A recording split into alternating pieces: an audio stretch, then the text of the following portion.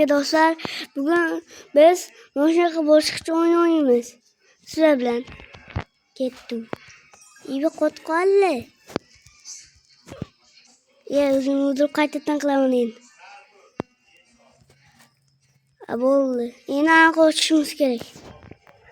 İlk uçuşsun ne? O 600 bin. Bu da gerek. Bunlar gerek. Yürütür müyüz onu? Yeah. Bizim kucaş gerekmiş.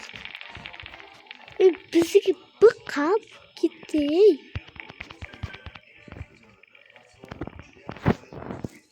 Biliyorum. 400, ben 400, 800. Dostlar hazır bir taş kulağımız kendine saklamamız. Bir taş gen, onlardan yan birlikte kucağımız. Hazır. Hammasını hoşçak taşırken ben dostlar. Yine hoş gerek. 14'te bugün, 14'te. Bu hammasını kuşatırıp koyacağım onu şey. Bunu yapılar kuşatırışı olamaz.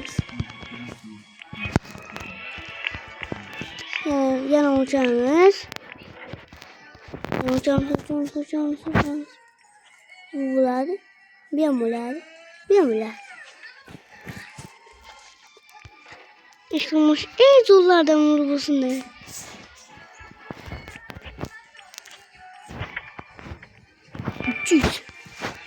Vallahi hazır yan tutacağımız. Ne alayım küçük bir. Vallahi bla kuşağımız.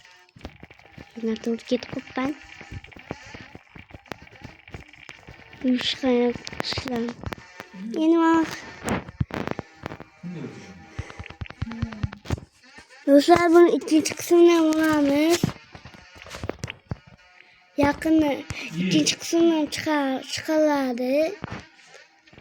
Elbette Tomaşık Papis Kostüsü'nü yakında çıkar. Sizler benim akam. Ake samanlaş. Ya akam sallaş kimler diyeceğim. Avol boptu valla koyunlar.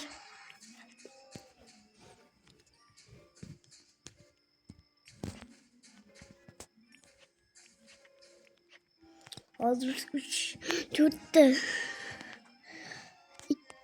600 300 şurada olamaz. 200'den olamaz. Doğru şurada uçuş kaldık falan. Bunu uçtuk. Bunu iyi biliyorum.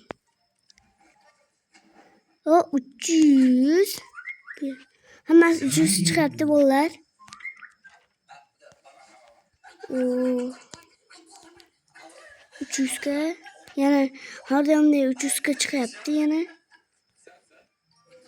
Hayatta bu kucaş kere geldi. Bu şu an artık kurtar. Daha kucağımız.